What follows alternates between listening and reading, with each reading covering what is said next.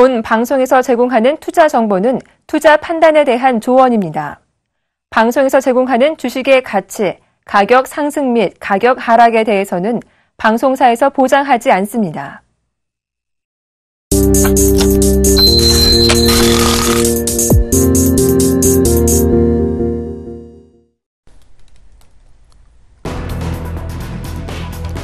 국제유가가 약 6년 만에 최저치를 기록했습니다.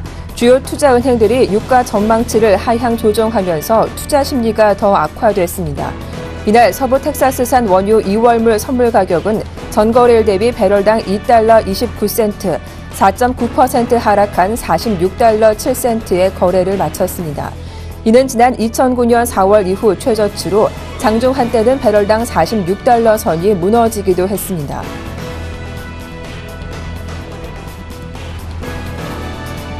국제유가 추락과 함께 중국과 유럽의 원자재 수요가 줄어들면서 22개 원자재 가격을 나타내는 블룸버그 원자재 지수가 12년 만에 최저치로 떨어졌습니다. 블룸버그 원자재 지수는 1.6% 하락한 101.95를 기록해 2002년 10월 이후 최저치를 기록했습니다. 지난해 이 지수는 17% 급락하면서 2008년 이후 가장 큰 폭으로 하락했습니다. 데니스 로카트 애틀란타 연방준비은행 총재는 이날 오전 연설에서 연준이 언제 기준금리를 인상할 것인지 정확한 달을 이야기하는 것은 중요하지 않다면서도 올해 중반쯤 금리 인상이 이루어질 것으로 전망했습니다. 로카트 총재는 올해 미국 경제가 3% 정도의 경제 성장을 달성할 것으로 내다보고 있으며 이렇게 될 경우 미국 경제는 10년 만에 가장 빠른 경제 확장을 기록하게 됩니다. 세계 최대 알루미늄 업체 알코아의 지난해 4분기 실적이 월가 예상을 웃돌았습니다. 알코아는 장 마감 후 실적 발표에서 지난해 4분기 순이익이 1억 5,900만 달러, 주당 11센트로 지난해 같은 기간 손실 대비 큰 폭으로 개선됐다고 발표했습니다. 일회성 항목을 제외한 조정 주당 순이익은 33센트로 전문가 예상치 28센트를 웃돌았습니다. 이 같은 여파로 알코아 주가는 시간의 거래에서 1% 넘게 오르고 있습니다.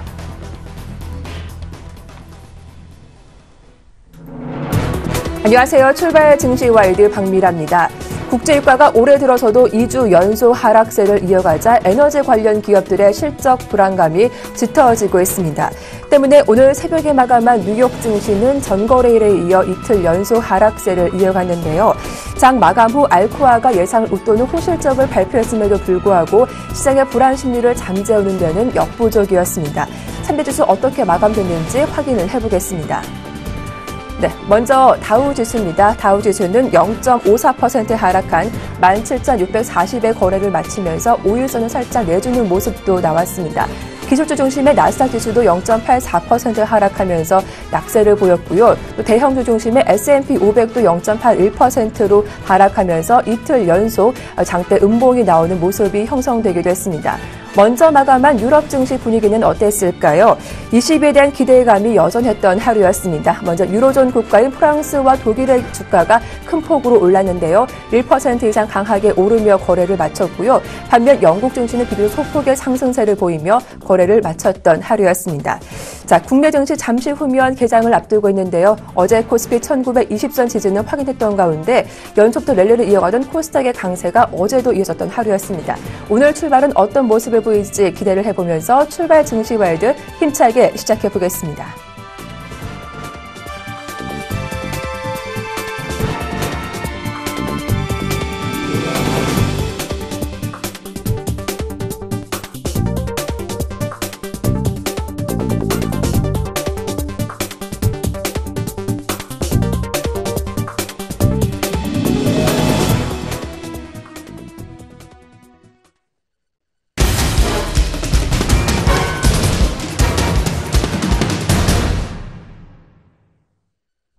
네, 시초가 공략주 알아보는 시간이죠. 이상로의 한방 샘플러스 이상로 멘토님 스튜디오에 나오셨습니다. 안녕하세요. 예, 반갑습니다. 네. 자, 지난주 금요일 이미 조기 목표 달성을 했던 이스트소프트 저희가 AS를 해드린 바 있는데요. 하지만 어제 또 한 번 상한가를 기록하면서 수익률이 정말 높습니다. 무려 5거래일 만에 이 누적 수익률이 61%를 기록하셨더라고요. 요즘 이 사물인터넷 관련해서 이스트소프트 정말 주가가 고공행진하고 있는데 보유하신 분들을 위해서 다시 한번 AS 부탁드리고 또 수익률도 축하드립니다. 예. 일단 시장 자체는 개별주에 대한 모습이 나타나는 그런 시장입니다. 다행히도 제가 알기로는 저번 주, 요번 주 그 개별주 중에서 이스트소프트가 제일 많이 오른 걸로 알고 있는데, 네. 이 종목을 방송을 통해서 소개를 시켜드리고, 제가 추천했던 날부터 지금까지, 곧장 상한가 2번, 더하기 해서 많이 올랐던 것 같은데요. 참 축하를 드리겠고요. 자, 이스트소프트 같은 경우에 지금 크게 올랐습니다. 크게 올랐고, 자, 이틀 거래일이 지나고 난 다음에 이미 목표를 달성했죠. 그리고 오늘 저번 주 화요일 날 추천을 했기 때문에 오늘로써 딱 5거래일째 되는 날입니다. 자, 60%가 조금 넘는 수익인데요. 추천을 해드리고 난 다음에 어제 이제 뉴스가 조금씩 나왔어요. 어제 네. 보시면 자, 오타 교정 시스템에 대한 관련 특허권을 취득을 했다라는 뉴스도 나오고, 그리고 해외 진출에 대해서 기대감을 가지고 있다라는 부분이 꾸준히 뉴스가 이제 고가 권역에서 나오고 있습니다. 제가 이 뉴스를 알고 추천을 하진 않습니다. 제가 미리 정보라든지 그런 부분 받고 추천을 해드리는 건 아니고요. 다만, 갈 수 있는 종목군에 대해서 어느 정도는, 우리가, 여러 가지의 지표라든지 아니면 정보를 통해서 재료가 미노출된 부분을 알 수는 있다는 거죠. 그래서 유출하는 단계에 있는데 그 부분이 일단은 가장 많이 오른 종목을 선택을 할 수 있어서 정말 저도 축하를 드리겠고요. 자, 일단은 고가 권역 자체에서 지금 꾸준히 호재가 나온다는 것은 우리가 이제는 팔자리를 좀 더 생각을 해야 된다고 네. 그렇게 말씀을 드릴게요. 자, 이미 단기간에 지금 60%가 올랐습니다. 그러면 거기에 대한 조정은 필수 불가결한 그런 관계에 놓여 있는 부분이고, 현재 권역 같은 경우에는 분할로 매도에 대한 관점으로 대응을 하시길 바라겠습니다. 자, 사실 100%, 200% 나면 좋죠. 네. 하지만 그렇게 욕심을 부리시는 것보다는 현재 이 관점에서 사실 1년에 60% 나도 1년 농사 다 진 거잖아요. 그렇게 따진다면 현재 관점에서는 분할로 차익 실현을 조금씩 하시길 네. 바라겠습니다. 여기서 가봤자 한 번, 두 번 끝입니다. 그러니까 네. 꼭 기억을 하시고 여기까지만 하도록 하겠습니다. 네.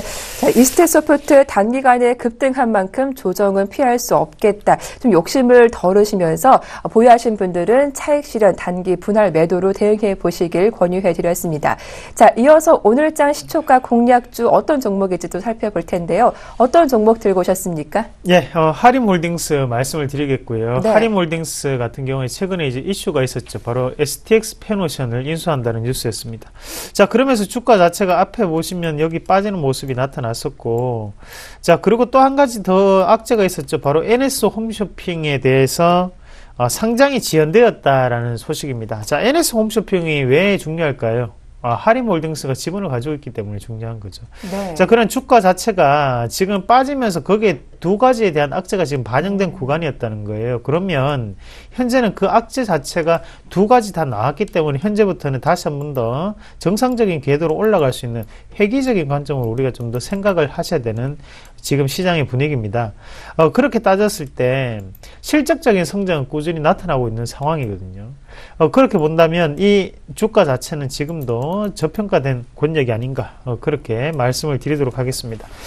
현재 관점 과매도 권역 안에 놓여 있는 상태고 이런 관점으로 우리가 좀 더 지켜본다면 급등을 좀 더 앞두고 있는 상태다라고 말씀을 드릴게요. 하단의 거래량을 한번 눈여겨보실 필요가 있는데요. 자, 첫 번째 이 튀는 거래량을 제외를 하고 난 다음에 거래량 자체가 상당히 메말라 있습니다. 하지만 주가 자체는 반대로 올라가는 흐름이 상승 추세 안에 놓여 있고 거래량은 오히려 줄어들고 있거든요. 자, 이게 바로 거래량과 이제 주가의 다이버전스 현상인데, 다시 한 번 더 거래량이 붙으면서 거래량이 증가한다면 그때는 주가는 급등 차트로 조금 바뀔 수 있다는 것을 유념하시길 바라겠습니다. 자, 현재가 뭐 5,160원 정도로 거래가 될 것 같은데, 매수가는 시초가고요. 1차적인 목표가는 플러스 5%, 그리고 손절가는 4,890원 말씀을 드리도록 하겠습니다. 네. 자, 오늘의 시초가 공략주는 하림홀딩스였죠. 최근 악재가 발생하면서 주가가 많이 밀렸지만 현재는 좀 낙폭이 과대한 구간에 놓여 있다. 시초가에서 도전을 해봐도 괜찮겠다라는 말씀 자세하게 들어봤습니다. 자, 지금까지 샘플러스 이상로 멘토와 오늘자 시초가 공략주 함께 살펴봤습니다. 오늘 수고 많으셨습니다. 고맙습니다. 예, 고맙습니다.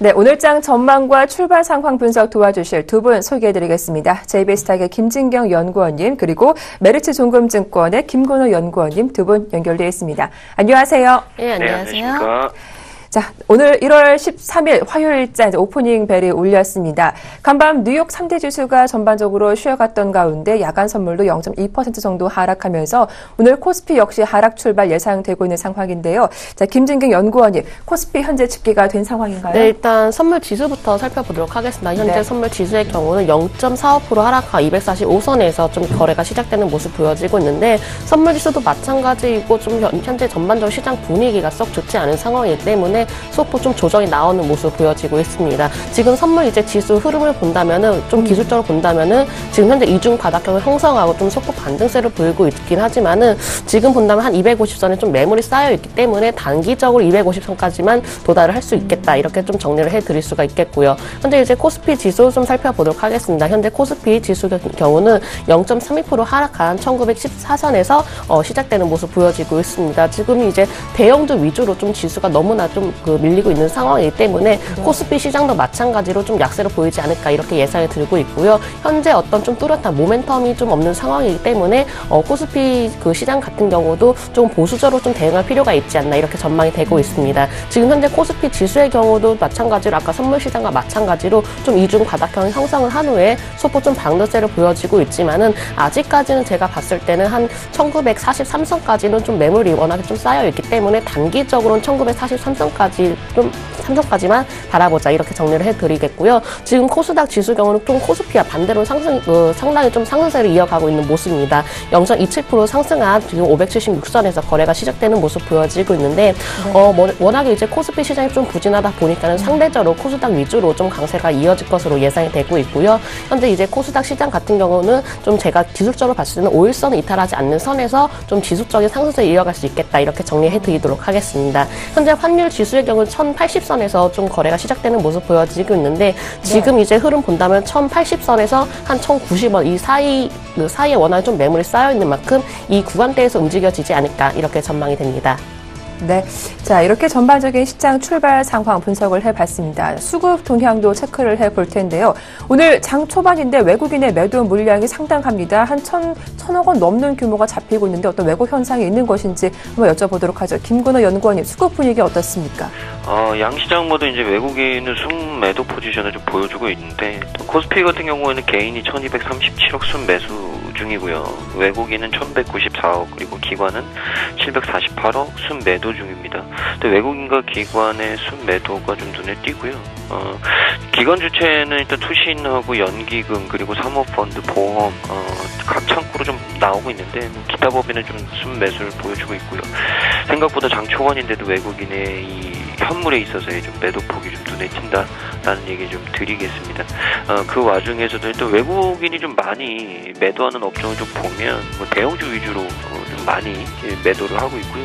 기관도 마찬가지입니다. 대형주 위주로 좀 많이 매도를 하고 있고 서비스, IT 쪽 그리고 운수장비, 화학, 음식료, 통신, 의약 이런 순으로 좀 마이너스, 그러니까 순매도를 가지고 가고 있거든요. 외국인 기준으로 보면 제가 말씀드린 업종들이 뭐냐면 전일까지 좀 좋았던 업종들이었죠. 근데 오늘 시장 상황이 조금 안 좋아지면서 전체적으로 좋았던 종목들을 좀 이 비중을 좀 축소하는 것 아닌가라는 생각이 좀 들고, 기관 같은 경우 역시도 대형주 그리고 금융, 제조, 그다음에 운수장비, 화학, 운수창고, IT, 유통, 건설, 섬유, 의복, 통신, 전기가스 이런 순으로 좀 순매도를 가져가고 있거든요. 그래서 전체적으로는 지금까지 좀 좋았던 부분들, 그리고 오늘따라 유독 기관 쪽은 금융업종 쪽에서 매도폭을 좀 가져가고 있다. 그러니까 포트폴리오 비중을 좀 줄이려는 움직임이 포착되는 것 아닌가 이런 생각이 좀 듭니다. 중소형주 쪽에서는 코스닥은 개인이 33억 순매수하고 있고요. 외국인은 35억 순매도, 그리고 기관은 4억 정도 순매수를 하고 있는데 업종을 좀 보죠. 외국인이 순매도를 많이 하는 업종은 디지털 콘텐츠, 역시나 여지껏 많이 좀 올라왔던 종목들, 업종들을 좀 이익 실현 또는 비중 축소를 좀 하는 모습을 보여주고 있고요. 그 다음 이제 벤처기업, 인터넷, 종이목재, 신성장 기업 이런 순으로 좀 이어지고 있습니다. 디지털 콘텐츠 쪽에서는 역시나 게임주들이 대거 많이 포함되어 있기 때문에 그 부분을 좀 주목할 수 있을 것 같고요. 오히려 순매수하는 쪽은 IT 하드웨어 쪽, 그리고 IT 부품 쪽, 그리고 제약 이런 순으로 좀 움직이고 있거든요. 순매도세를, 반도체도 그렇고요. 그러니까 IT 부품하고 제약은 이번 주 주초 들어서 슬슬 움직임들이 좀 포착이 됐습니다. 그 부분을 꼭 참고를 하시고요. 기관을 좀 살펴보죠. 기관 같은 경우에는 반도체 쪽에서 순매도, 금속, 그리고 금융, 기타 제조, 건설, 음식료, 담배, 신성장 기업, 제약. 외국인하고는 조금 반대로 움직이고 있죠. 반도체 쪽에서는 비중이 많았기 때문에 좀 축소를 하는 모습들, 이런 물량들을 외국인이 좀 받는 것 같고요. 그리고 제약도 역시나 오늘 기관들이 좀 소폭 순매도를 하고 있다. 코스닥 쪽에서 좀 기관들이 많이 사는 업종은 IT 지수 쪽, 인터넷 쪽 많이 사고 있고요. 벤처기업, 오락문화, 디지털 콘텐츠. 그러니까 코스닥 시장에서 오는 외국인과 기관의 극명한 어떤 수급 차이, 업종 차이가 좀 보여진다. 이런 말씀을 좀 드리고 싶습니다. 그래서 전체적으로는 일단 분위기는 썩 좋진 않다. 근데 장 시작했기 때문에 장 중반 이후에는 좀 수급이나 전체적인 지수가 좀 달라질 수 있지 않겠나라는 생각이 좀 들고요. 오늘 원달러 환율이 1083원인데 전체적으로 환율의 영향은 그렇게 크진 않은 것 같다. 시장의 움직임은 전일 해외 시장 그리고 오늘 국내 시장이 좀 반영된 부분들이 굉장히 좀 많다라는 말씀을 좀 드리겠습니다. 오늘 장중에 외국인과 기관의 수급이 좀 어떻게 달라질지도 유의해서 살펴볼 필요가 있겠다라는 말씀 들어봤는데요. 자, 이어서 업종별 분위기도 확인을 해보겠습니다. 간밤 또 한 가지 악재가 들려왔죠. 좀 국제유가 하락 소식에 오늘 간밤 들려오게 됐는데 이 소식에 건설주도 오늘 역시 동반 하락세가 이어지고 있죠. 업종별 분위기 그리고 테마주 흐름은 어떻게 형성되고 있는지 분석을 해보도록 하겠습니다. 김진경 연구원님. 네, 현재 이제 코스피 시장에서 업종별 분위기도 사실은 좀 썩 좋지 않은 흐름입니다. 일단은 전반적으로 좀 업종 업종 위주로 좀 약세를 보이고 있는 상황인데 지금 일단 가장 좀 밀리고 있는 업종이라고 한다면 운수창고 업종이냐 지금 현재 운수창고 업종이 좀 6%대 좀 하락세를 나타내주고 있고요. 뭐 전반적으로 CJ 대한통운이라든지 한지우, 흥하해운 위주로 좀 약세를 보여주고 있는 상황이고 현재 좀 대한항공이 그동안 약세를 보였다가 현재는 1%대 좀 상승세를 좀 보여지고 있는 모습이고요. 현대상선이나 한익스프레스, 아시아나항공은 좀 대체적으로 상승세를 보여지고 있지만은 지금 이 가운데 현대글로비스는 지금 현재 하한가의 이제 모습을 보여지고 있는 상황입니다. 그리고 전기전자 업종의 경우도 지금 약간 약보합권에서 움직이는 모습 보여지고 있는데 지금 삼성전자의 경우는 0.46% 좀 하락하는 모습 보여지고 있고요. 써니전자의 경우는 반면에 2%대 상승세 보여지고 있는 상황입니다. 이 외에도 뭐 세방전지라든지 한솔테크닉스도 마찬가지로 1%대 하락세를 나타내주고 있는 상황이고요. 철강금속 업종이라든지 비금속 광물 전반적으로 조금 약간 민감주 위주로 지수가 밀리고 있는 상황입니다. 지금 철강금속 업종의 경우는 이제 거의 다 좀 대부분의 강보합권을 나타내고 있지만 지금 포스코의 경우가 1%대 하락세를 나타내면서 철강 지수의 좀 흐름을 좀 약세로 보여지지 않나 이렇게 좀 예상이 들고 있고요. 지금 여전히 현재 본다면 일단 제조업 지수도 마찬가지로 좀 약보합권에서 움직여지는 모습입니다. 제조업종의 경우는 전반적으로 뭐 유한양행도 좀 약보합권에서 움직여지고 있는 모습 보여지고 있고 지금 대원강업도 1%대 하락세를 나타내고 있는 모습입니다. 지금 코스닥 이제 흐름 본다면은 코스피에 비해서 상당히 좀 코스닥이 좀 견조한 흐름 보여지고 있다. 이렇게 전달을 해드릴 수가 있는데 지금 코스닥 업종별 흐름 본다면 대부분의 좀 광보합권에서 시작되는 모습 보이지 않나 이렇게 예상이 들고 있고요. 현재 음식료 담배 업종의 경우도 좀 강보합권에서 움직여지고 있는데 뭐 진로 바로 같은 경우는 이제 보합권에서 움직여지고 있는 상황이고 KCP도 경우는 마이너스 1%대 좀 하락세를 보여지고 있지만 아미코진 같은 경우는 1%대 상승세를 보여지고 있는 상황입니다. 지금 전반적으로 좀 코스닥 업종 강보합권에서 시작되는 모습 보여지고 있는데 지금 약간 일단 뭐 IT 부품주의 경우도 마찬가지로 최근에 상당히 좋은 흐름 보여지고 있습니다. 지금 뭐 인지 디스플레이 같은 경우라든지 모아테, 필코전자 대부분의 지금 IT 부품주 위주로 상승세를 보여지고 있는 상황이고 통신 장비 업종도 마찬가지로 전반적으로 뚜렷한 흐름 나타내주고 있습니다. 그리고 가장 크게 인기를 끌고 있는 업종이 바로 인터넷 업종이라고 좀 말씀을 드릴 수 있는데 인터넷 업종에서 지금 현재 다음 카카오의 경우도 0.62% 상승하는 모습 보여지고 있습니다. 네. 자, 이어서 외환시장 출발 상황도 살펴보겠습니다. 오늘 순서는 KB 외환선물 정경팔 팀장님과 함께하죠. 안녕하세요. 네, 안녕하세요. 네, 오늘 원달러 환율이 나흘 만에 반등하는 움직임 포착되고 있는데요. 오늘 하루 전망 어떻게 하시나요? 네, 오늘 서울 외환시장은 어제 종가 대비 2원 10전이 상승한 1083원 50전에 개장했는데요. 개장 이후에는 1082원 50전과 1084원 40전 사이에서 거래되고 있습니다. 이 시간 현재는 개장가보다 소폭 상승한 1084원에 거래가 되고 있습니다. 오늘 환율이 강보합권에서 출발하는 것은 글로벌 달러의 변동성을 반영하고 있습니다. 달러화는 어제 유럽장에서는 주요 통화 대비 강세를 보인 반면에 뉴욕장에서는 상승폭을 대부분 반납하는 모습을 보이는데요. 이런 미 국채금리가 유럽장에서는 상승세를 보인 반면 뉴욕장에서는 하락하면서 달러화가 주요 통화 대비 반락하는데 주요 명분으로 작용했기 때문입니다. 미 국채금리에 영향을 주는 주 요인은 국제 유가의 동향인데요. 최근까지 유가는 하락 속도가 진정되는 모습을 보이면서 국제금융시장에서 위험 선호도가 되살아나는데 영향을 주기도 했습니다만 어제 뉴욕장 초반부터는 다시 하락 속도가 빨라지는 모습을 보였고요. 이는 미국의 인플레이션 상승에 대한 기대감을 낮추면서 미 국채 금리 하락으로 이어졌습니다. 달러원 1개월물은 어제 유럽 여객시장에서 달러 N이 119.32엔까지 상승하는 것을 추정하면서 현물 환율로 환산해서 1086원대까지 상승하는 모습 보였고요. 이후 상승폭을 상당 부분 반납하면서 뉴욕장을 마감하는 모습을 보였습니다. 달러화가 어제 유럽장과 뉴욕장을 거치면서 보여준 모습은 현재 달러화의 입장을 종합적으로 잘 드러내고 있는데요. 시장 참여자들은 미국의 임금 상승률의 하락과 유가의 하락으로 인한 인플레이션 하락에 대한 기대감으로 달러 강세에 대한 기대감이 크지 않은 상황입니다. 그러나 동시에 미 연준과 다른 주요국 중앙은행들 사이의 통화정책적인 차이를 고려하면서 달러화 하락 시에 저가 매수에 나서고 있고요. 이는 달러화의 방향성이 둔화되면서 변동성이 확대되는 주 요인이 되고 있습니다. 이와 동시에 달러화의 주요 상대통화인 유로화와 파운드화 등의 약세 요인에 의해서 글로벌 달러가 반등하는 것은 변동성 확대를 키우는 또 다른 요인으로 작용하고 있습니다. 이러한 대외적인 요인들을 감안할 때 달러 원 역시 아직 그 어느 쪽으로도 방향성이 부각되기 어려운 시점이라고 보고요. 다만 달러 N이 118엔대 초반대에서 강한 지지를 받고 있는 만큼 이를 추종하는 달러 원 역시 1080원에서 강한 지지를 받을 것으로 예상하고 있습니다. 특히 1080원대 초반대에서는 당국의 매수 개입에 대한 경계감이 살아있는 만큼 서울 외환시장에서는 매수와 매도 그 어느 쪽도 쉽지 않은 장세가 이어질 것으로 보고 있습니다. 오늘 달러원은 1080원과 1086원 사이의 거래 범위를 예상하고 있습니다. 자, 이렇게 오늘 1080원대 지지가 되면서 1080원 중후반대 흐름이 이어질 것이다라는 분석까지 말씀 들어봤습니다. 도움 말씀 고맙습니다. 네, 감사합니다. 네, 지금까지 KB 외환선물 정경팔 팀장이었습니다.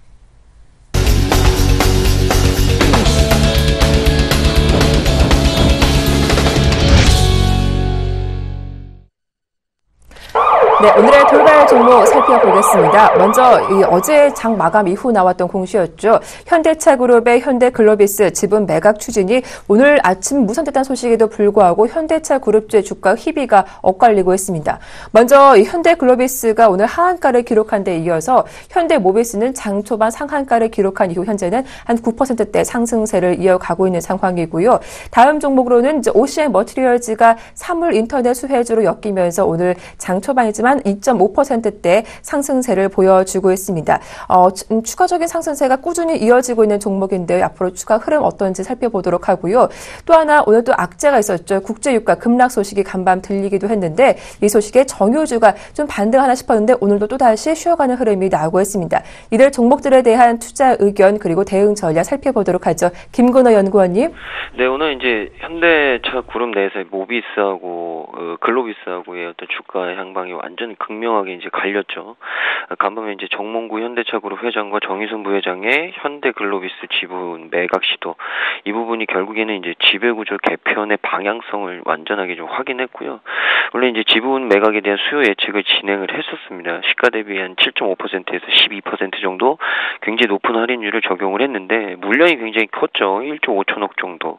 결국에는 이 매각이 불발이 됐습니다. 그래서 이번 매각 자체가 무산이 되는데 중요한 건 이제 현대차그룹이 어떻게 기존에는 현대글로비스와 현대모비스 합병을 통한 이 지주회사 체제로의 개편이 굉장히 좀 유력했었는데 이제 완전히 바뀌었죠.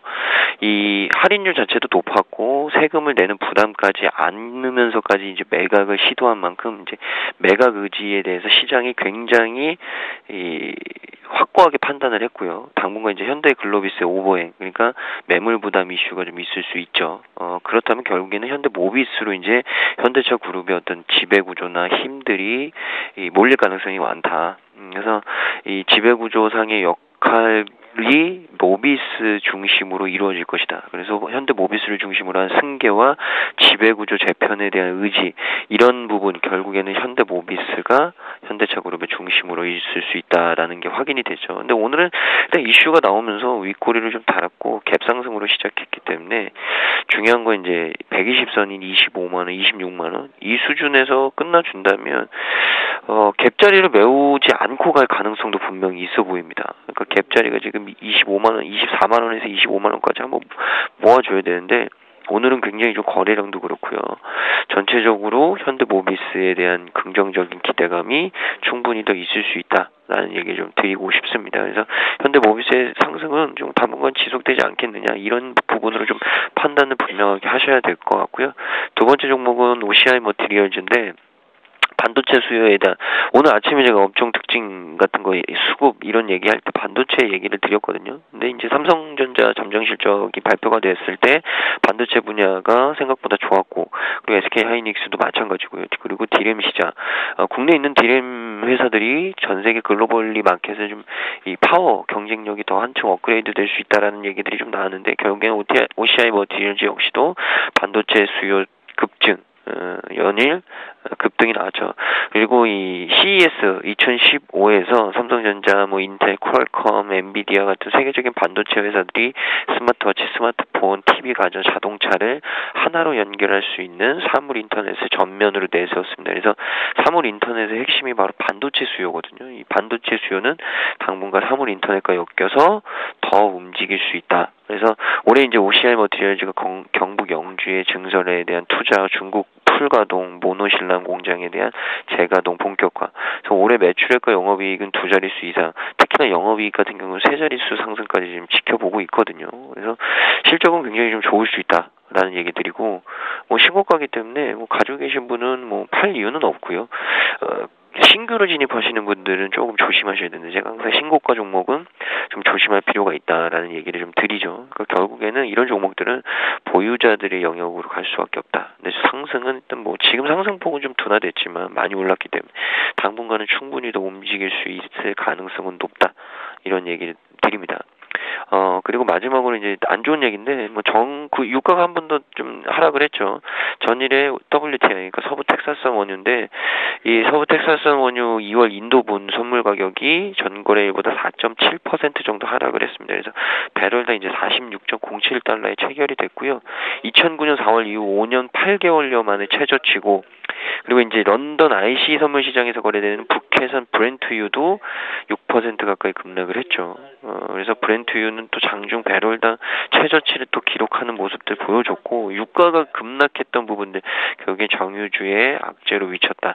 제가 말씀드렸듯이 정유주, 조선, 이 유가와 관련된 종목들은 당분간 조심해야 된다. 그리고 건설주 중에서도 이제 중동이나 이쪽 부분의 포션이 큰 이 종목들은 이런 악재가 좀 나올 가능성들이 있어요. 그러니까 관련된 종목들 잘 체크를 하셔서 당분간은 좀 피해 있자라는 말씀드리겠습니다. 이렇게 정유주 흐름까지 점검을 해봤고요. 다음 종목도 살펴보겠습니다. 자, STX가 무상 감자를 실시한 이후 어제부터 거래가 재개됐는데 오늘까지 이틀 연속 상한가 흐름을 기록하고 있습니다. 자세한 주가 흐름 살펴보도록 하고요. 또 국제 유가 소식이 들리면 자연스레 항공주 흐름을 살펴보게 되는데, 역시나 오늘 실적 개선 기대감에 대한항공과 아시아나항공 모두 주가가 소폭 상승세를 이어가고 있는 상황이고요. 또 오늘 TPC, 딜리 이런 종목들이 포함된 테마가 바로 3D 프린터 관련주인데요.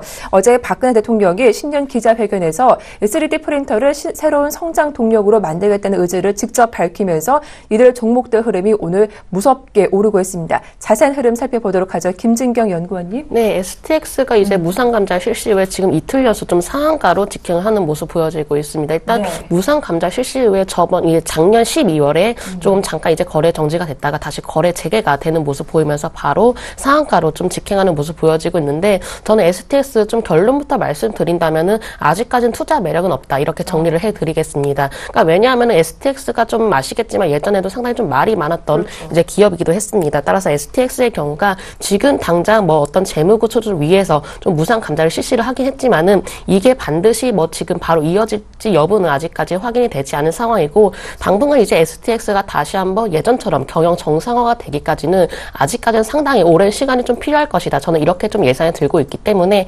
아직까지는 접근하실 필요는 없다, 이렇게 정리를 해드리도록 하겠습니다. 지금 STX가 좀 이틀 연속 상한가로 직행을 하긴 했지만은 지금 섣불리 매수 타이밍보다는 오히려 보유하신 분들에 한해서 서서히 좀 수익을 챙겨가시는 전략, 이렇게 말씀을 드려볼 수가 있겠고요. 현재 만약에 이제 고점에라도 좀 잡으신 분들이라면은 지금 이제 상한가로 이렇게 좀 직행한 상황에서 조금씩은 비중을 줄여 나가자, 이렇게 정리를 해드리도록 하겠습니다. 네. 두 번째 종목은 이제 항공주입니다. 항공주가 오늘도 마찬가지로 좀 상승세를 보여지고 있는데, 지금 최근에 유가 하락이 좀 지속되면서 아무래도 최대 수혜주는 항공주가 아닌가, 이렇게 예상이 들고 있고요. 지금 대한항공도 마찬가지고 아시아나항공 모두 좀 강세를 보여지고 있는 상황인데, 특히 아시아나항공 같은 경우는 한 번도 지지 라인을 좀 이탈을 한 적 없이 꾸준하게 상승세를 보여지기도 했습니다. 대한항공의 경우는 아시겠지만 지금 최근에 여러 이슈로 인해서 소폭 조정을 보이긴 했지만은 당분간 저는 이제 예상으로 한다면 아직 유가가 좀 불안정한 상황을 보여지고 있기 때문에 항공주 위주로 좀 상승세로 지속을 해 나가지 않을까, 이렇게 예상이 들고 있고요. 다만 지금 이제 특히 아시아나항공 같은 경우는 워낙에 주가가 꾸준하게 상승세를 이어왔기 때문에 지금은 약간 좀 부담스러운 자리가 될 수가 있겠다, 이렇게 말씀드려보겠습니다. 지금 아시아나항공 같은 경우가 만약에 매수를 그 매수로 좀 진입을 하신다면은 상당히 좀 부담스러운 자리가 될 수가 있기 때문에 현재 추격 매수는 피하시라고 이렇게 말씀을 드려볼 수가 있겠고요. 만약에 이제 보유하실 분들이라면은 그래도 좀 1차적인 목표가는 한 7,800원으로 잡으시고 손절 라인만 제가 말씀드리면은 6,950원 정도로 말씀드리도록 하겠습니다. 대한항공도 마찬가지로 좀 한 차례 좀 조정을 보였다가 오늘 다시 한번 좀 주가가 상승세를 보여지고 있는데 대한항공도 워낙에 지금 주가가 좀 상당히 좀 많이 올라온 상황입니다. 따라서 지금 현재로서는 만약에 매수 진입을 하신다면은 조금 비중을 좀 낮추어서 좀 매수 진입을 할 것은 좀 권하겠고요. 대한항공의 경우는 제가 손절 라인은 한 44,000원 정도로 말씀을 드리도록 하겠습니다. 지금 항공주의 경우가 워낙에 좀 유가에 따라서 움직여지고 있기 때문에 지금은 한 차례 유가 하락으로 인해서 그런 전망들이 좀 주가에 반영이 된 상황입니다. 따라서 만약에 항공주를 지금 진입을 하신다면은 지금 뭐 섣불리 진입을 하는 것보다는 약간은 좀 비중을 줄여서 진입을 하시는 걸 권해드리겠고요. 그리고 세 번째 관련주는 이제 3D 프린터 관련주입니다. 3D 프린터 관련주가 뭐 스맥이라든지 하이비전 시스템 이런 관련주들이 현재 좀 주가가 강세를 보여지고 있는데 어제 박근혜 대통령 이제 신년 기자회견에서 이제 제조업 이제 혁신 과정에 대해서 좀 의견을 내놓다 보니까 아무래도 3D 프린터도 마찬가지로 성장 동력 중 하나로 작용이 되고 있기 때문에 오늘 주가도 강세를 보여지고 있는 것 같고요. 3D 프린터 관련주 저는 이렇게 생각을 하고 있습니다. 아직까지는 테마적인 성격을 가진 게 아닌가 이렇게 생각이 들고 있기 때문에 지금 당장은 뭐 3D 프린터가 상용화가 되는 것이 아니라 아직까지는 개발되고 발전돼 가는 과정이기 때문에 일단 지금 관련주의 경우 그냥 하나의 테마적인 성격을 가진 종목이라고 보자 이렇게 정리를 해드리도록 하겠습니다. 네, 자 다음 종목들 살펴보도록 하겠습니다. 먼저 이제 LG생명과학인데요. 좀 장 초반에 흐름이 좋았는데 현재 구간 약보합으로 돌아선 상태입니다. 하지만 시장에서는 실적 개선 기대감이 높아지고 있다는 분석이 나오고 있죠. 최근 주가 흐름 보더라도 박스권에서 등락을 거듭하고 있는데 일단은 어떤 흐름이 이어질지 한번 LG생명과학 흐름 점검을 해보도록 하고요.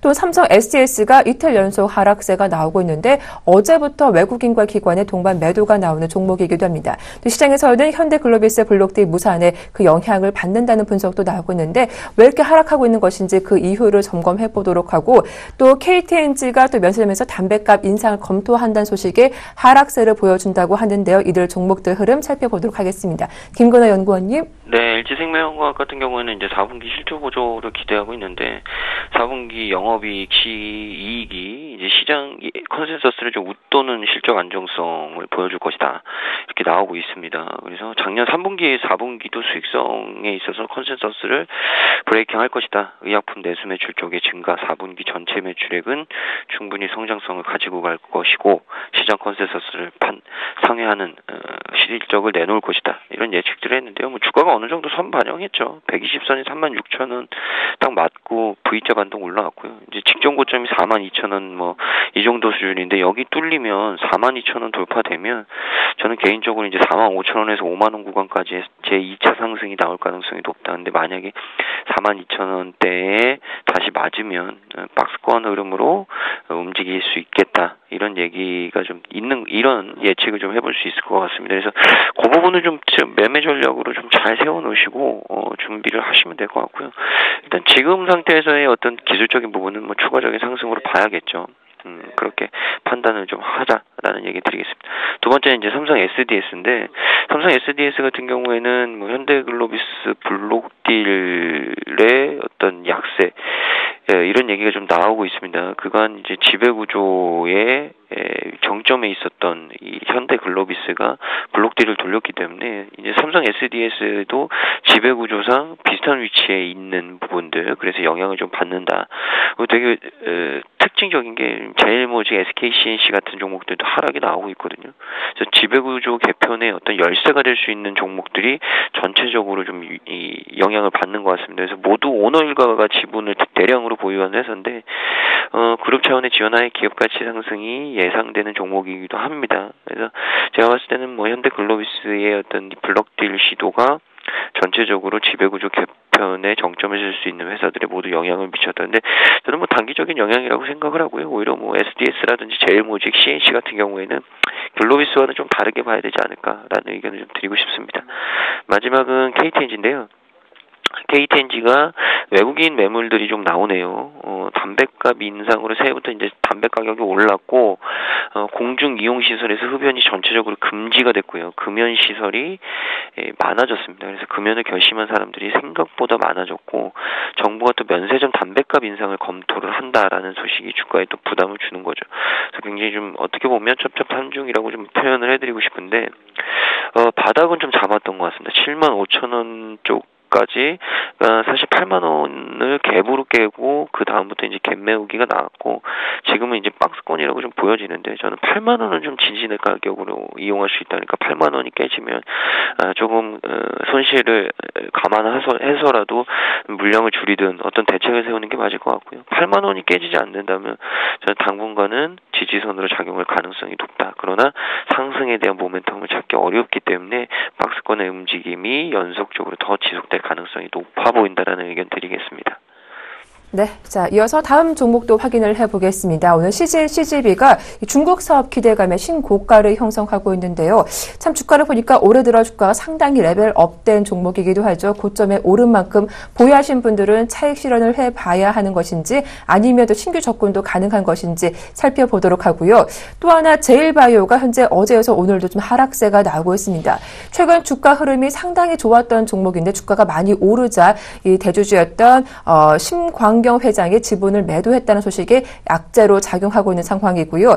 다음 종목은 또 제일모직과 SKCNC 등 지배구조 핵심주들도 오늘 역시 동반 하락세가 이어지고 있습니다. 김진경 연구원님 분석 도와주시죠. 네, CJCGV가 좀 장 초반부터 강세를 보여줬는데 저는 CJCGV 추가적인 성장 가능하다 이렇게 말씀드리겠습니다. 워낙에 좀 중국에 대한 이제 진출 사업이 좀 성과를 좀 내어주고 있기 때문에 이런 CJCGV 자체에 좀 상당히 매출 부분에 있어서 좀 긍정적으로 작용되지 않을까 이렇게 예상이 들고 있고요.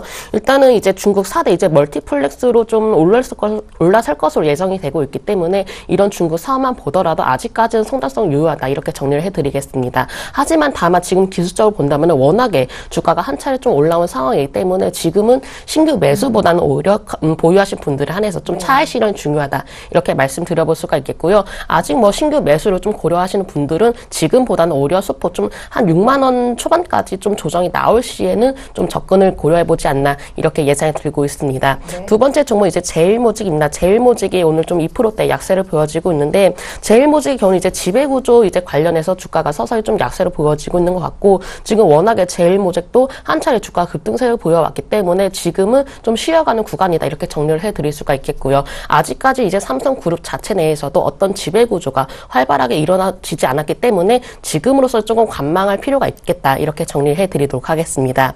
그리고 세 번째 종목 제일바이오입니다. 제일바이오가 좀 이제 오너의 좀 지분 매각 소식으로 인해서 좀 주가가 좀 약세를 보여지고 있는데 제일바이오의 곁들은 제가 알기로는 상당히 좀 조류 관련 이제 테마주인 것으로 좀 알고 있습니다. 이런 부분에 있어서도 최근에 좀 상당히 급등세를 보여왔기 때문에 오너도 좀 어떤 좀 차익실을 좀 매물을 통해서 좀 지분을 매각을 한 것 같고요. 제일바이오의 경우는 사실은 뭐 뚜렷한 실적이라든지 그런 모멘텀 없지만은 어떤 좀 테마주 성격을 가지고 있기 때문에 한 가지 이슈만으로 좀 급등하는 성격이 있기 때문에 제일바이오의 경우는 좀 섣불리 진입은 하지 말자 이렇게 정리를 해드리도록 하겠습니다. 네, 마지막으로 이제 오늘장 투자 포인트 전략을 짜보도록 할 텐데요. 먼저 김근우 연구원님, 어제도 지수보다는 종목별 대응 전략이 좀 필요하다셨는데 오늘 시장도 어제와 별반 다르지 않은 것 같습니다. 역시 종목별 대응 전략이 지금 필요할 때일까요? 네, 역시 뭐 종목별로 접근해야 되고요. 이제 좀 빠질 만큼 빠진 종목도 다시 보자라는 얘기를 좀 드리고 싶은데 그게 뭐냐면 최근에 이제 코스닥도 순환매를 계속 보여주고 있거든요. 그러니까 너무 급등한 종목만 찾지 마시고요. 조금 조정이 나왔던 종목들을 좀 보자. 특히나 섬유유복 쪽에 꽤 그런 종목들이 있는 것 같아요. 그래서 어제부터 이제 또 중국 관련주들이 좀 꿈틀대기 시작했는데 저는 섬유유복 쪽은 좀 긍정적으로 다시 한번 볼 필요가 있다라는 생각 듭니다. 뭐 대표적으로 대현 있고요. 그리고 태평양물산 뭐 여러 가지 종목도 있죠. 신원도 있고 이런 종목들 다시 한번 좀 보시면 충분히 기회가 나올 가능성이 높아 보인다니까 물론 섬유유복뿐만 아니라 전체적으로 좀 못 오른 코스닥 내의 업종들 그 중에서도 실적이 괜찮은 것들은 다시 한번 좀 볼 필요가 있다라는 말씀 드리겠습니다. 일단 실적이 괜찮은 그런 종목들, 코스닥 종목 위주로 한번 관심을 갖고 대응해 보자라는 의견이었습니다. 자, 이어서 김진경 연구원께도 질문을 드리겠습니다. 어떤 전략 오늘 좀 필요할까요? 저는 이제 종목별 대응 전략이 필요하다. 역시 이렇게. 같은 의견이시군요. 네, 그렇죠. 왜냐하면은 사실은 지금 대형주 위주로 모멘텀이 상당히 좀 부족한 상황입니다. 네. 그리고 이제 본격적인 실적 그 시즌이 시작이 되었기 때문에 상당히 시장에서는 좀 여러 가지 변수가 나올 수가 있는 상황이기 때문에 오히려 숲보다는 나무를 보자 이렇게 말씀을 드리고요. 지금 이제 종목별로 개별 모멘텀을 가지고 있고 점차적으로 실적 개선이 되고 있는 종목들이 시장에 상당히 많기 때문에 오히려 대형주보다는 좀 중소형주 위주로 그리고 시장보다는 좀 종목별 대응이 가장 필요하다 이렇게 정리를 해드리도록 하겠습니다. 예, 역시 두 분 모두 종목별 대응 전략이 필요한 시점이다라는 말씀 들어봤습니다. 지금까지 두 분과 함께했죠. JBS탁의 김진경 연구원님, 메리츠 종금증권의 김근호 연구원님 두 분과 함께했습니다. 수고 많으셨습니다. 고맙습니다. 네, 감사합니다. 네, 감사합니다.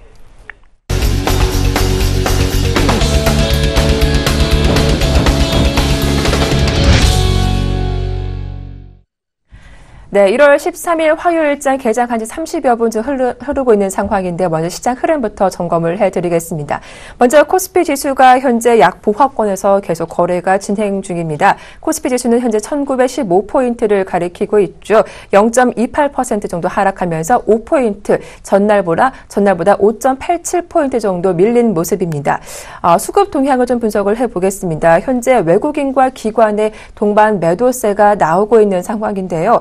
개인 쪽에서 현재 1,400억 원 넘게 매수세를 보여주고 있는 가운데 기관 942억 원, 그리고 외국인 쪽에서 1,000억 원 넘는 물량을 매도하고 있습니다. 오늘 무엇보다 보험과 투신 그리고 연기금의 매도가 강한 상황입니다. 코스닥 지수는 반면 어제여서 오늘까지도 상승 흐름이 이어지고 있습니다. 2.63% 오른 577.39포인트를 가리키고 있는 상황이고요. 어제보다 0.46% 올라와 있는 모습이죠. 현재 시초가 대비 소폭의 상승 흐름 유지하고 있습니다. 수급 동향도 이어서 분석을 해보겠습니다. 오늘 외국인과 기관의 매도세는 나오고 있지만 개인 쪽에서 47억 원 매수세를 보여주고 있죠. 기관이 8억 원 소폭 팔고 있고 외국인 31억 원 매도세를 보여주고 있습니다.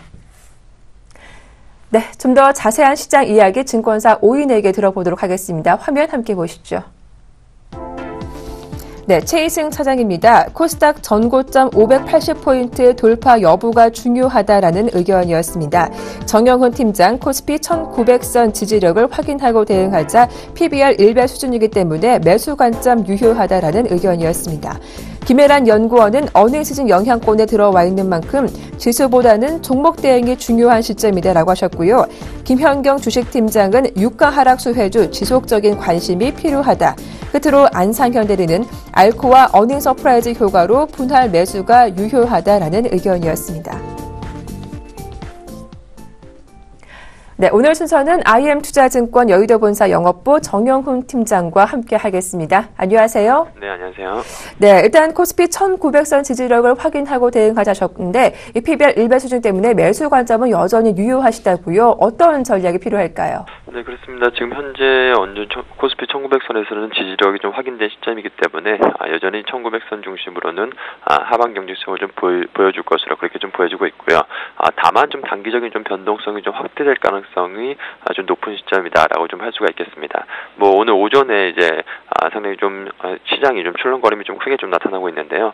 뭐 아시다시피 지금 현대차 그룹의 그 지분 매각 이슈가 지금 불거지면서 지금 뭐 현대모비스라든지 현대글로비스 이러한 현대차 그룹 주의 대표 종목들이 상당히 좀 변동성이 좀 커지고 있는 상황입니다. 이와 관련해서 또한 그 현대글로비스의 영향으로 뭐 삼성 SDS라든지 SK CNC라든지 이러한 좀 지배구조 관련주들의 주가도 상당히 좀 크게 좀 영향을 미치면서 이러한 지금 현대글로비스 영향이 시장 변동성을 좀 확대할 그런 좀 가능성이 좀 있다라고 좀 볼 수가 있겠습니다. 여기에 더불어서 전일 골드만삭스에서 유가의 그 전망치를 좀 하향을 하면서 이에 대한 부분도 역시나 증시 조정에 좀 빌미로 작용할 수 있는 부분이 좀 있다라고 좀 볼 수가 있겠습니다. 그렇지만 다만 이러한 좀 유가 악재라든지 그리스 문제, 뭐 러시아라든지 이러한 대외 불확실성에 대한 부분은 그동안에 충분히 시장에서 어느 정도 내성이 생긴 시점이기 때문에 한 1900선에서는 여전히 좀 지지력을 좀 다시 한번 좀 확인해주지 않을까 그렇게 좀 보여지고 있고요. 뭐 계속해서 뭐 시장에서도 것으로 얘기가 나오고 있습니다만 1900선 우리가 이제 국내 글로벌 증시 대비해서 지금 저평가 국면에 국내 증시가 좀 놓여져 있는 시점이기 때문에 그냥 1900선 중심으로는 지속적으로 좀 매수 관점이 좀 유효하다라고 그렇게 좀 볼 수가 있겠고요. 다만 이제 지난주 이제 삼성전자의 그 프리어닝을 그 필두로 해서 이제 본격적으로 2014년 4분기 이제 어닝 시즌에 이제 도래하는 시기이기 때문에 그 유가락의 대표적인 수혜주라고 할 수 있는 운송이라든가 그리고 반도체 그리고 겨울철 이제 계절적 성수기가 오는 의류 업종이라든가 이런 좀 실적 모멘텀이 높은 그런 좀 종목군들 위주로 투자 접근이 좀 필요한 시점이 아닌가 그렇게 좀 보고 있습니다. 오늘 현대글로비스 블록딜 이슈로 일단 말씀하신 것처럼 지배구조 이슈가 있는 종목들 전반적으로 변동성이 크면서 쉬어가는 흐름이 나오고 있는데요. 이들 종목들 대응 전략은 어떻게 잡아봐야 할까요? 네, 우선 단기적으로 지금 현재 그 현대글로비스 영향으로 삼성 SDS라든가 SK C&C 이런 좀 지배구조 관련한 이슈 종목들은 당분간 또 투자 심리가 좀 부정적인 영향을 좀 미칠 것으로 보여지고 있고요. 다만 지금 현대모비스 같은 게 급등을 하고 있고 현대기아차 같은 경우에는 실적 개선에 대한 좀 그런 기대감이 좀 나타나면서 좀 상승을 하고 있는데 단기적으로 좀 주가 변동성이 좀 확대될 수 있는 그러한 좀 구간이기 때문에 현재 시점에서 좀 투자에 공격적인 좀 투자는 자제할 필요성이 있지 않나 그렇게 좀 보여지고 있고요. 어느 정도 좀 이러한 좀 지배구조 관련한 이슈가 좀 일단락된 이후에 다시 한번 좀 투자의 기회를 좀 모색하는 전략이 좋지 않을까 그렇게 좀 보고 있습니다. 이런 지배구조 이슈로 변동성이 있는 종목보다는 실적 모멘텀이 높은 종목으로 한번 집중을 해보자라는 의견 들어봤습니다. 도움 말씀 고맙습니다. 네, 고맙습니다. 네, 지금까지 IM투자증권의 정영훈 팀장과 함께했습니다.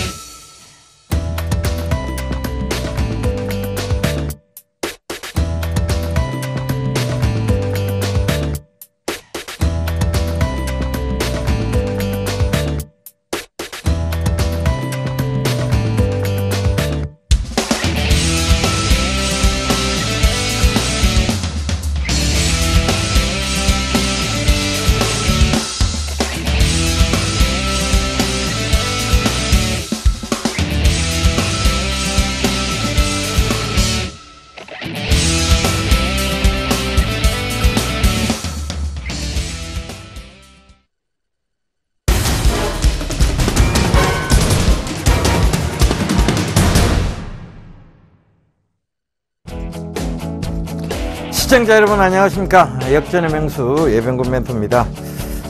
시장이 지금 변동성이 아직은 좀 나오고 있습니다. 그러니까 이게 뭐냐면 불확실성이 아직은 남아있다는 소리예요. 안개장이라는 얘기죠. 그러니까 대외적 변수, 그 다음에 글로벌 증시가 거기 대외적 변수에 대해서 조금 민감하게 반응을 하고 있습니다. 그것 때문인지 지금 전체적으로 보면 시장은 강한 추세를 만들어내는 구간이라기보다는 어느 정도 박스권에서 계속 지금 스트레스 테스트를 하고 있는 모습이죠. 그런데 코스닥은 조금 다르게 움직여요. 일단은 코스닥이 전 고점, 어제도 제가 이 시간에서 이제 여러분들께 말씀드렸는데 전 고점까지 지금 얼마 안 남았어요. 590선이면 지금 이제 한 13포인트 이 정도 남았습니다. 그러니까 그걸 참고를 한번 해보세요. 일단은 시장에서의 강한 추세, 즉 주도주군이 나와 있다는 것은 특히 코스닥 쪽에서요. 주도주군이 명확하게 나와 있죠. 그러니까 사물, 인터넷, 핀테크라는 명확한 명제들이 지금 나와서 움직이고 있습니다. 그들 사이에서 순환해가면서 올라오고 있다는 것이죠. 그렇다면 이런 것들은 시장의 코스닥의 상승을 강하게 끌고 올 수 있는 요인이 될 수도 있다라고 생각을 하시면 될 것 같습니다.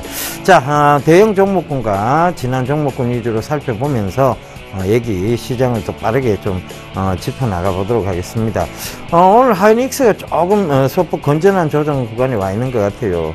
2% 정도, 거의 49,300원 정도, 2% 정도는 건전한 조정 구간이고, 지금 나머지는, 전체적으로 보면 시장의 변동성 쪽에서 조금 약세를 띠고 있는 종목이 있는 반면에, 또 강세를 띠고 있는 종목군들이 있습니다. 자동차 쪽이 조금 오늘 좀 괜찮고요. 조선, 정유화학 여전히, 기술적 반등에서, 그 부분이 맞았다는 거 한번 보세요. 지금 시장에 또, 떨어진과 동시에, 국제유가가 또 급락한과 동시에, 뭐, 여러 가지들, 악재들 요인 속에서 또다시 빠지고 있는 모습입니다. 그 악재를 계속 이어가는 모습이죠. 그러니까 그 점도 참고를 해보셨으면 좋겠고요. 철강금속, 기계, 건설, 은행, 뭐, 지금 크게 좋다고 볼 수는 없습니다. 금융주는, 여전히 여러분 쳐다보시면 안 돼요. 증권주 역시 마찬가지입니다. 이 금융주 같은 경우에 지금 핀테크 산업, 새로운 산업이 개화한다는 것은 어떤 산업은, 그게 이제 문을 닫는다는 얘기죠. 그러니까 뭐 없어진다는 얘기가 아니고 서서히 문전성시를 이루던 것을 좀 줄어든다는 얘기예요. 그러니까 채택이로 들어간다는 얘기겠죠. 그러니까 그 부분을 참고를 해 보시고요. 생보사, 손보사들은 여전히 좀 지속적으로 여러분 관심 가져서 좋을 것 같습니다. 특히 하나생명 같은 경우에 굉장히 실적적인 측면이라든가 여러 가지 고려해 봤을 때 괜찮고요. 특히 호리언니 이런 종목군들 괜찮다고 보시면 되겠습니다. 자, 이런 것들 가지고 제가 많이 올라갔다고 강조하지는 않아요. 그러니까 그거 뭐 여러분들 참고하시면 되고요. MC넥스가 굉장히 강했습니다. 전일도 좀 강하고 이제 전 고점대 영역을 뚫고 갔죠. 제가 샤오미 부품 관련주로는 MC넥스, 이노칩, 심텍 이렇게 말씀드리는데 최근에 계속 좋았습니다. 요거 자 생각을 해보세요. 자, 샤오미하고 펜텍하고 만약에 합병이 될 수도 있다. 합병이 안 되더라도 지금 샤오미가 그러니까 펜텍을 샤오미에서 인수하는 거죠, 그죠? 근데 안 되더라도 샤오미의 지금 시장 점유율로만 봐도 이 회사는 이 세 가지 회사들은 여러분 꼭 살펴보셔야 된다 얘기인데 연말장부터 계속 올랐습니다, 그죠? 계속 지금 올라오고 있습니다. 이노칩은 말씀드린 지 꽤 됐죠, 그죠? 자, 그리고 경제민주화 관련이라고 말씀을 드렸는데 교통카드 스마트 쪽이죠. 에이텍하고 경봉도 굉장히 강하게 지금 치고 올라오고 있습니다. 그죠? 그 부분도 참고를 해보셨으면 좋겠고 오늘 거의 가격 제한폭까지 올랐었어요. 경봉이 특히 그런데 이제 또 조금 윗꼬리를 좀 달았습니다. 그죠? 그 부분 참고해 보시고 자, 요 얘기를 제가 언제 드렸는지 좀 이따 말씀드릴게요. 자, 그리고 현대모비스가 오늘 좀 강한 측면이 보이고 있고, 역시, 여전히 NFC 관련주, 지금 핀테크 쪽에서 NFC 관련주들이 좀 강한 모습입니다. 유비벨럭스, 파트론, 코나이, 그 다음에 EMW, 이런 것들이 좀 강한 모습을 오늘 보이고 있는데요. 이런 것들은 뭐, 제가 강조드렸던 종목이 아니니까 그냥 넘어가겠습니다. 그죠? 자, 문화 콘텐츠 쪽으로 잠깐 좀 넘어가서, 문화 콘텐츠 관련 쪽이 지금, 소리바다하고 로엔, 이런 것들이 소폭 건전한 조정 구간이 와 있습니다. 왜냐, 지금, 이제 많이 올랐죠, 그동안. 그러면 이제 건전하게 조정을 받아야 갈 수 있습니다. 그 점도 참고를 해 보시고요. 전기차하고, 여전히 사물 인터넷 오늘 모양 괜찮습니다. 뚜렷하게 주도주군이 지금 보이진 않는데, S넷이 지금 9,500원대예요. 정말 많이 올라왔죠, 그죠? 여러분 깜짝 놀라실 거예요. 그 S넷 얼마나 강조 많이 했습니까, 그죠? 4,000원대부터 얼마나 강조를 많이 해드렸어요, 여러분. IPv4, V6 여러분 아마 기가 따갑게 얘기 드렸을 거예요, 그죠? 자, 오늘은 경제 규제에 대한 정책 이슈들이 계속 불거지고 있고 단기적 모멘텀이 형성될 가능성이 높다. 그리고 경제 민주화 관련 수혜 예상이다. 그리고 교통카드 스마트 시스템이다라고 말했던 그 종목들입니다. 그게 제가 간다 확 간다로 얘기 드렸던 게 12월 17일입니다. 그게 경봉하고 에이텍이었죠. 12월 17일 날 정확하게 경봉 에이텍을 들고 나면서 경제 민주화 관련이다 뭐 쓸데없는 얘기들을 좀 해드렸습니다. 그런데 교통카드, 결국은 교통카드 스마트화 시스템이니까 스마트 교통카드 시스템이에요. 이런 것들이 지금 동남아에도 수출이 되고 있고 여러 군데 수출이 되고 있으니까 이거 주목해 보셔야 되는데, 에이텍은 그동안 많이 올랐어요. 사실은 올라갔고 신고가를 만들어냈기 때문에 가족분들하고 일부 차익 실현을 또 했고요. 여러분들한테도 소개를 많이 시켜드렸으니까 가족분들하고 그 이후에 들어가요. 여러분 소개시켜드리고 난 이후에 가족분들하고 들어간 거예요. 그러니까 오해하지 마시고요. 그 다음에 경봉도 마찬가지입니다. 경봉도 지금 오늘 가격 제한폭까지, 경봉 에이텍은 가는데 경봉은 안 갑니다라고 시청자분 몇 분이 전화가 오셨어요. 경봉 왜 안 갑니까? 전일도 6% 되는, 그죠? 그런 급등세가 나오고 오늘도 거의 가격 제한폭까지 올랐습니다. 그래서 여러분 이런 얘기들은 결과적으로 여러분들이, 제가 얘기 드렸죠. 손절할 거면 아예 들어가지를 않는다. 왜? 손절할 거면 뭐로 들어가냐. 얼마든지 종목도 많고, 여러분 얼마든지, 여러분 지금 여기 주식시장에 얼마나 많은 종목이 있습니까? 자, 또 하나 생각을 해봅시다. 손절을 할 거면 아예 들어가질 말아야 된다. 왜? 종목 많아요. 그리고 그 손절할 거면 산업 동향 분석할 필요 없습니다. 산업 동향을 왜 분석합니까? 차트를 보면 되죠. 그죠? 산업 동향을 분석한 이유는 확신을 가지고 손절을 하지 않기 위함입니다. 그 점 참고하셨으면 좋겠습니다. 자, 제가 공개 방송을 진행을 합니다. 제가 요거 마치고요. 바로 10시 10분부터 또 여기에 대한 자세한 얘기들을 또 공개 방송을 진행하겠습니다. 어제 보니까 뭐 많이들 안 들어오셨어요. 근데 많이들 안 들어오셔놓고 종목만 자꾸 여러분들 잡아가시는 것 같아요. 그래서 이제 앞으로 종목 얘기 잘 안 합니다. 그러니까 걱정하지 마시고요. 자, 많이들 좀 들어오세요. 그래서 얘기를 좀 듣고 가세요. 샘플러스 홈페이지로 들어오시면 예, 이렇게 호랑말코 같이, 제가 어제도 얘기 드렸죠, 그죠? 생긴 사람이 있습니다. 그쪽으로 입장을 하시면 되겠습니다. 자, 저는 내일 다시 인사드리고요. 오늘 이만 물러가도록 하겠습니다. 감사합니다. 예병군이었습니다.